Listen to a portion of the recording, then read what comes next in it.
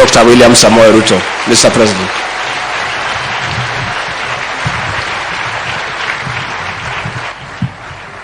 Hey, kumbe kuna watu wengi hapa.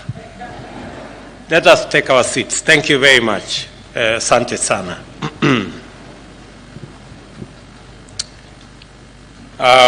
Mr. Deputy President, Prime Cabinet Secretary, Ministers present, Permanent Secretaries or Principal Secretaries, Heads of parastatals, public servants, the good people, our interns this morning. Good morning, everybody. Hamjambo.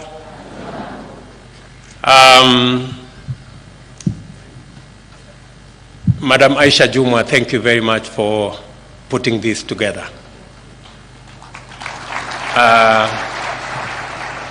When I see Aisha, she is a great inspiration to many people. And she is a product of internship and mentorship. That is how, the first time I met Aisha Jumwa, she was a counselor in Kilifi County. That today she is serving as Cabinet Secretary is tremendous progress.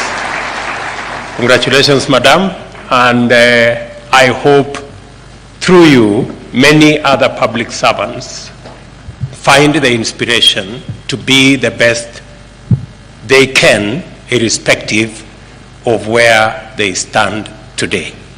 Today you may be an intern, but the sky is the limit, so long as you work at it. I am delighted to be with you today at this momentous milestone in the life and career of many youthful emerging public servants and public service leaders. The state is constituted and sustained by the functioning of an effective public service. Government, similarly, expresses itself through the operations of public service.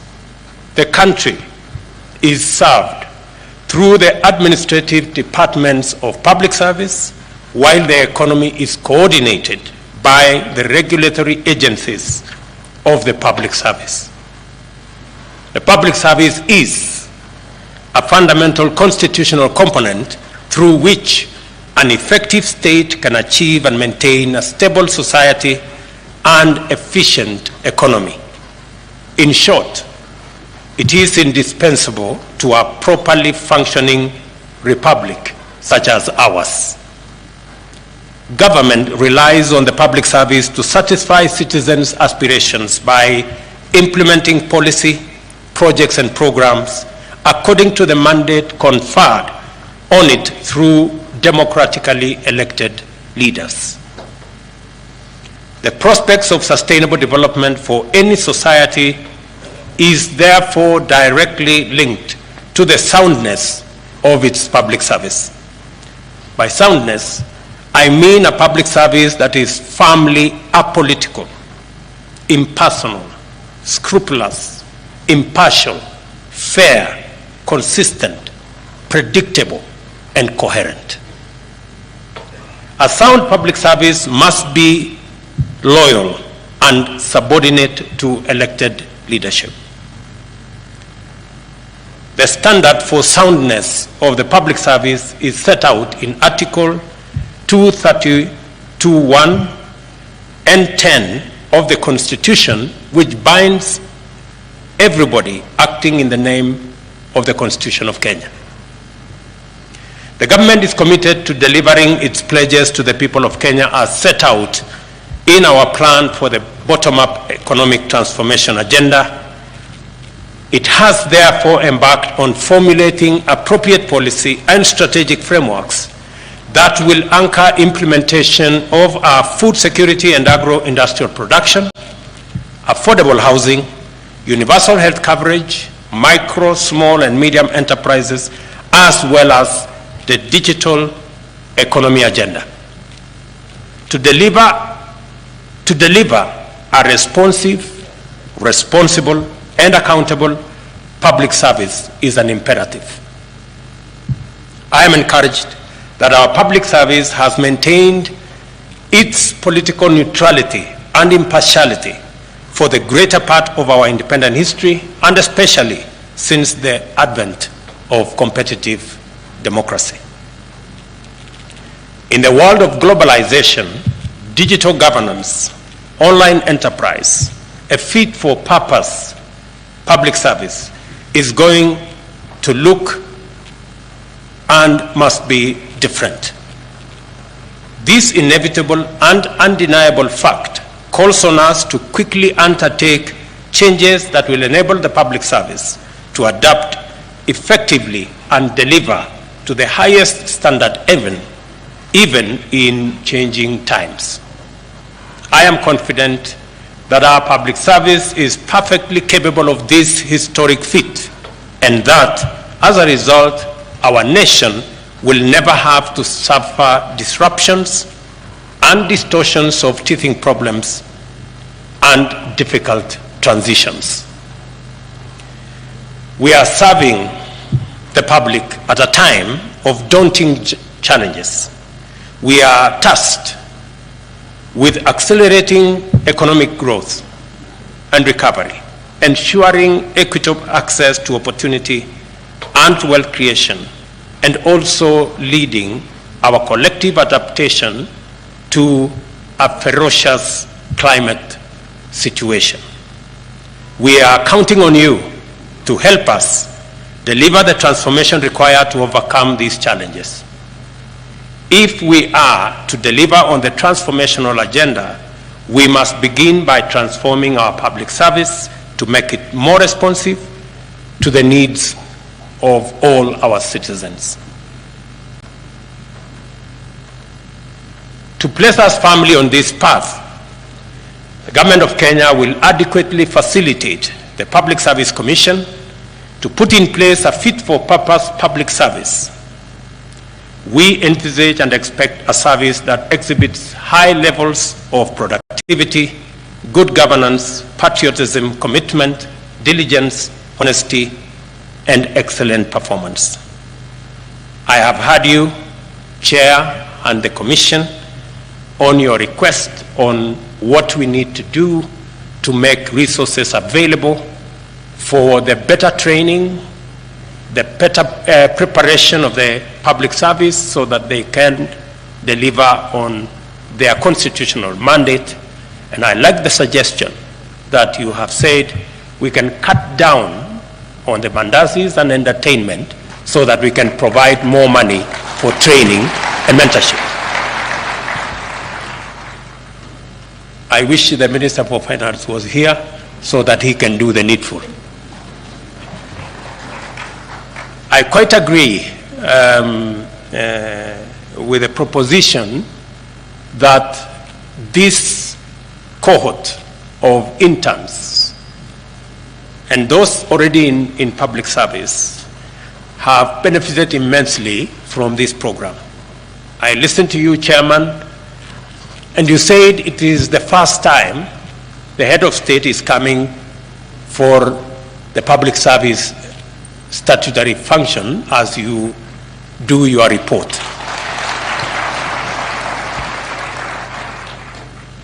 I did not come here by default or for lack of something to do. I came here intentionally and deliberately because we have an agenda on account of the public service, and especially those who are climbing the ladder from the bottom. The agenda of internship is an agenda I believe in very strongly. There are many things we learn in school, there are many things we learn in college, but there are many more things we learn by mentorship and by internship. I am a great believer in internship and mentorship because I have seen the benefits and the value of mentoring others, providing an opportunity for others to learn. I have had the privilege to mentor many politicians. I have had the privilege to provide internship for many people in the political space. And part of any success, whether in public service, whether in business, whether in politics, is to be able to mentor others to be as good, if not better, than yourself. And I hope those of us who have the privilege to serve as leaders, either in business or in public service or in politics, that we consider mentoring others, providing internship for others to learn from us, and that we can pass on the baton. And I like what I heard Aisha say, that part of the success of leadership is to be able to arrange a succession plan. Do not sit in an office, do not occupy a position as though you are going to be there forever. It is important for all of us who have the privilege to serve that one day we will not be able to serve in the positions that we have, and you will be the better, you will be the richer if you can mentor others into those positions, if we can create a mechanism for others to learn from us, so that continuously as a country, as a leadership, we are getting better. We can only become better, we can only get better as a nation if we learn from those who've been, so that we can improve those who will be. The question that keeps coming is, when somebody gets to 60, they begin to say, oh, you know, I have not arranged a succession plan. I need another 2 years extension so that I can do this and I can do the other. I mean, if you have reached retirement age and you have not done what you should have done, it cannot be an excuse. You just need to pack your small bags, move on, so that the others can also move up. And it is our policy decision that we respect our elders, and those who have served and have reached retirement age should not be bothered for a day longer with any other responsibility, but to give way to those who are graduating into those positions.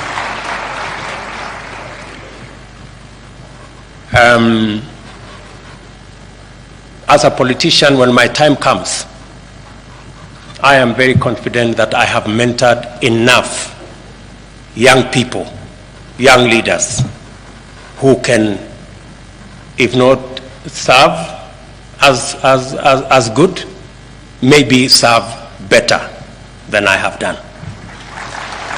And I think that that should be the case for any public servant.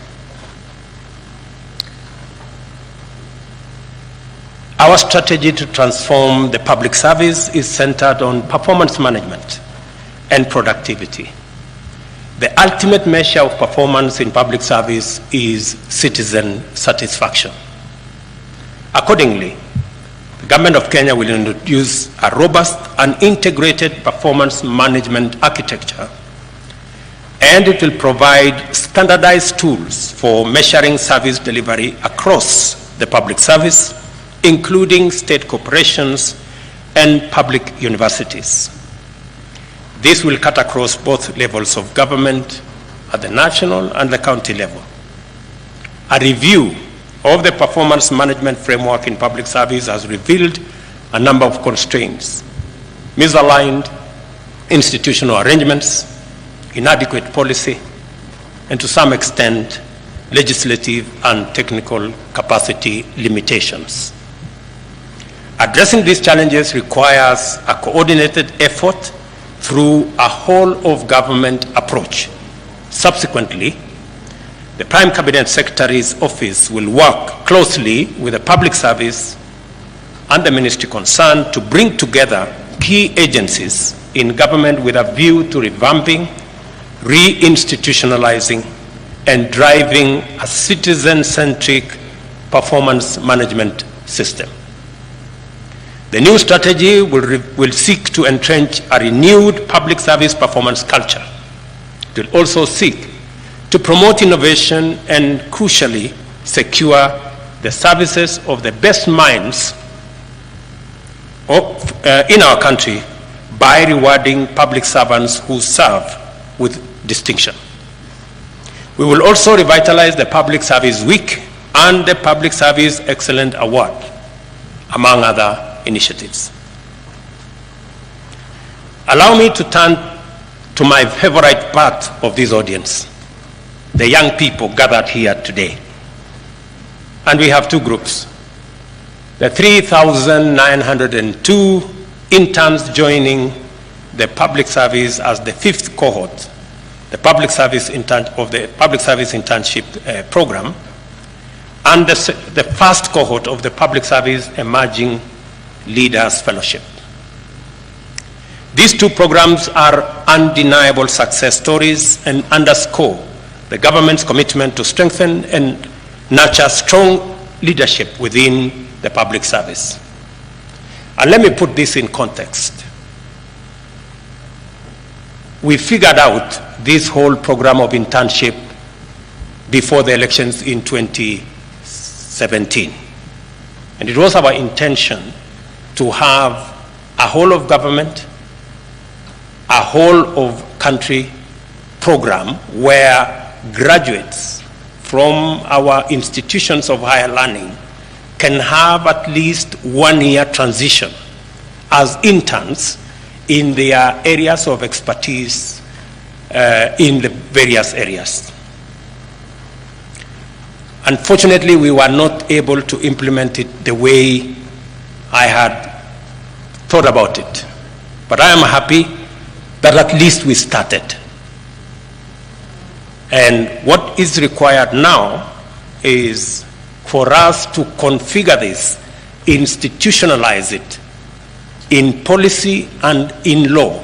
And I'm happy that the Attorney General is here, so that you can work with the ministry concerned and work with the public service so that we can institutionalize internship as a program of transition for young people coming out of college, for them to acquire at least some level of understanding of what they learned in class and practice it at least in our institutions, whether they are public or private.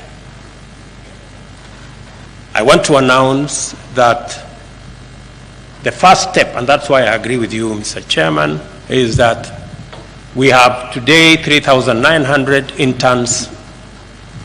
The next intake, next year, I will suggest that we start with 20,000 next intake. Because I am told those who applied were 31,000 and only 3,900 got an opportunity, not to get a job, but to just have a feel of what government, public service, what the field looks like. And I think more young people should be afforded an opportunity to be an intern.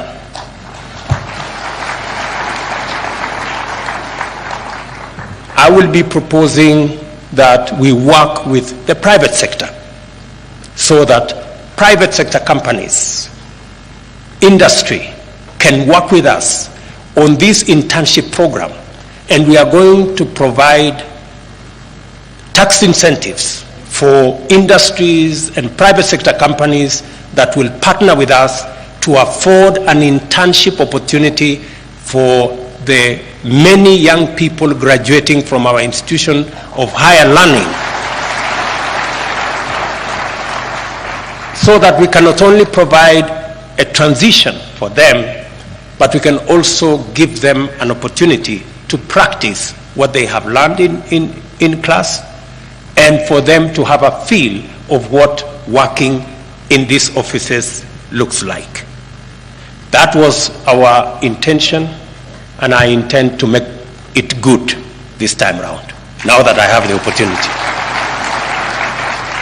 So, Mr. Chairman and Madam Waziri, please begin to figure out how this is going to look like.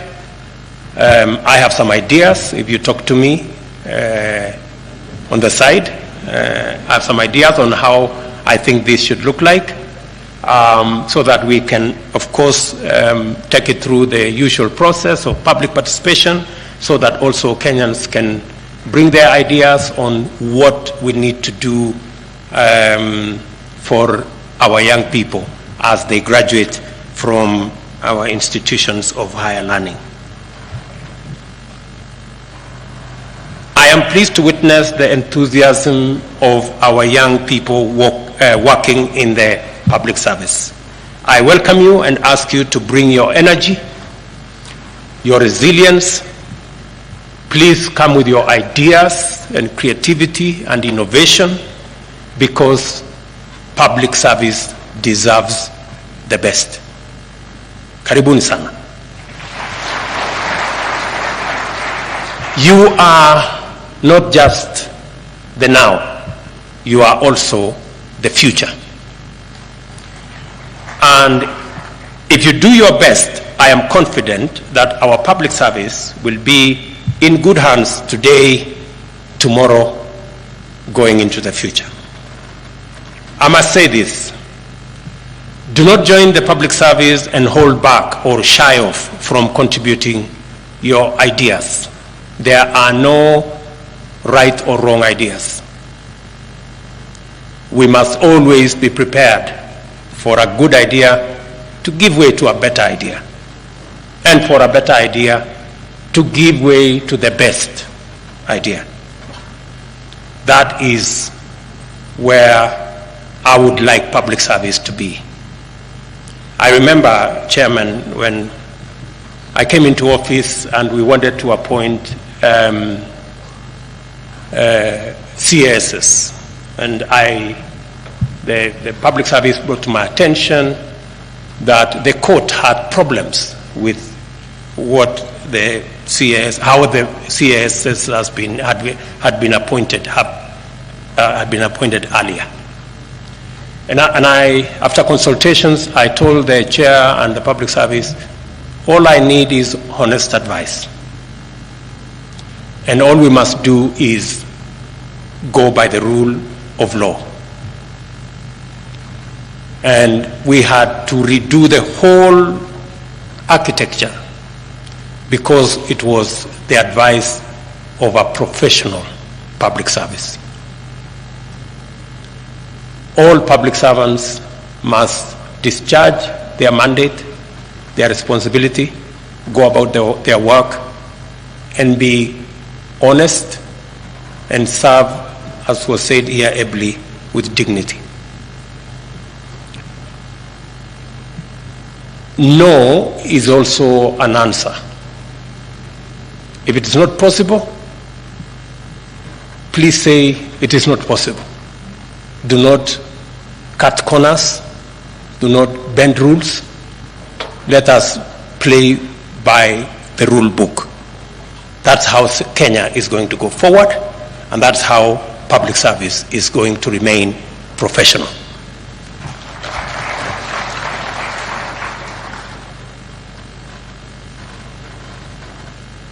As you join the public service, you must do so to add value, to bring something new to the ecosystem where you will be working from. We expect ideas, we expect excellence, and we expect innovation and creativity. I want to congratulate the 51 fellows in the Emerging Leadership Fellowship Program. I understand you are now at the tail end of your training, which focused on public leadership, development, and inculcation of public service ethos. I am confident that you have adequately benefited from the many professional development opportunities that the program has offered you. And I want to reiterate that I am sure you are aware of. We have high expectations of you, and we expect you to take up and deliver exceptional results in leadership capabilities across the public service. We expect this because we are confident you now understand the immense value of good leadership and strong values to any organization and to any society. When you return to your various departments, share the knowledge you have acquired with your colleagues and mentor others to be like you or even better. I challenge you to set a new leadership example and standard in government. I urge you to be agents of real change and, above all, to keep the fire of service burning within you and in the organizations that you represent. There is no better place to practice your leadership skills than in the Kenyan public service. As the Commission begins the recruitment of the next cohort of fellows, I reiterate my personal support to this initiative, and let us build more leaders. Let us have a public service full of leaders, and we shall see an incredible difference as a nation. I wish to extend my gratitude to our partners, emerging public leaders of the United States, and our very own Emerging Leaders Foundation for their financial support that enabled us to run this program. And as I said, I am looking forward beyond APSA, and we must be grateful to APSA. Thank you very much for being our partners. Beyond APSA, I am expecting all our banks, all our private sector players, people in industry, people in business. Even if you run a business of 20, 30 people, take one intern, take two interns. What we are going to do is to make sure that if you become our partners and take an intern into your mentorship and into internship in your organization, we are going to allow you some tax rebates so that we can do this together and provide opportunities for the thousands of young people who are looking for an opportunity to display their talents, their knowledge, their expertise, and also use their energy to drive our development. I am delighted to commission the graduate interns joining the public service under the internship program. All of you here today were professionally recruited by the public service among 31,000 applicants. I must say, to make it to 3,900 from 31,000, you deserve some congratulations. Pongezi. I am also informed that representations are from every ward in Kenya. It couldn't be better. And I hope, Mr. Chairman, as I told you, I have some suggestions. I hope that those who, even if you come from a particular ward, that your internship should not necessarily be in your county. I think it is important for you to go to a different county and see what it looks like, and learn a different language, and look at different culture, and sample our nation. Do not be a villager. You know, there are people who go to primary school, secondary school, college in the same village. Please, we are a diverse nation, and the more we integrate, the more we work together, the better we become as a nation, and the greater the appreciation of our diversity. This means that all of you, the 3,900, are special. All of you have something that can help us move the country forward. I am very confident about that. And I want to commend the Commission for ensuring that the interns reflect the face of Kenya by distributing all the available slots and ensuring also that persons living with disability and all genders are adequately represented. Again, Mr. Chairman, since these are very few opportunities, I hope next time, and since it is within your power, we can make this admission to internship 50-50 when it comes to gender, so that we can take this forward. Now, in its fifth cycle, the internship program has benefited more than 16,500 young graduates and continue to grow in popularity and reach. The program has injected vigor and energy into the public service through the creativity and ingenuity of youthful graduate interns. The length and breadth of Kenya has felt the impact of this program. The public service needs you and all of us. We have hopes in you. After your internship, you will be interested, hopefully, in a career in the public service. At the individual level, the internship program gives you an opportunity to gain work experience, develop interpersonal skills, build self-confidence, and enhance your chances of employment. I think the Deputy Governor of Murang'a is one such example.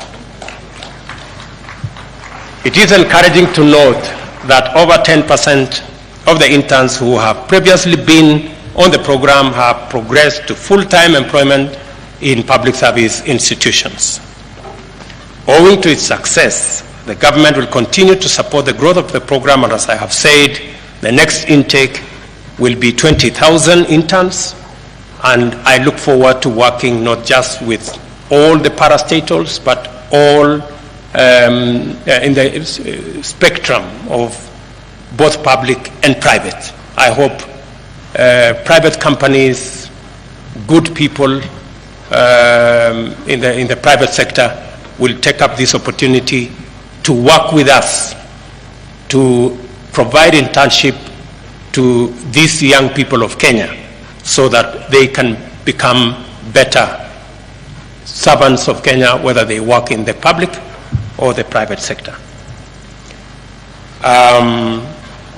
Much as we would wish to absorb all of you after the internship, we acknowledge that the government does not have enough openings for all of you. However, the government will continue to implement policies that promote investment and job creation by the private sector, as we were doing yesterday. Yesterday, with working with the American government and the American Chamber of Commerce, I think we have opened up opportunities in our special economic zones, in our export promotion zones, in our pharmaceutical sector, for us to access not just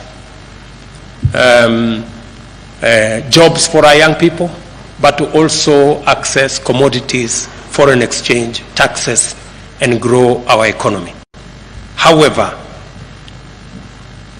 I am happy also and pleased to note that the public service has plans to develop a framework for partnership with private sector organizations in this program. That's my recommendation, Mr. Chairman and Waziri, so that we can bring all the assets that we have, both public and private, to support this exercise. We will also anchor the program in law to ensure its institutionalization and sustainability by amending the Public Service Commission Act, and accordingly, the Attorney General will liaise with the Commission and Parliament to expedite appropriate legislative amendments of the laws to provide for this program going into the future. Allow me to make a few remarks about the 2021-2022 report on status of compliance of values and principles in Articles 10 and 232 of the Constitution that the Commission has presented to me this morning.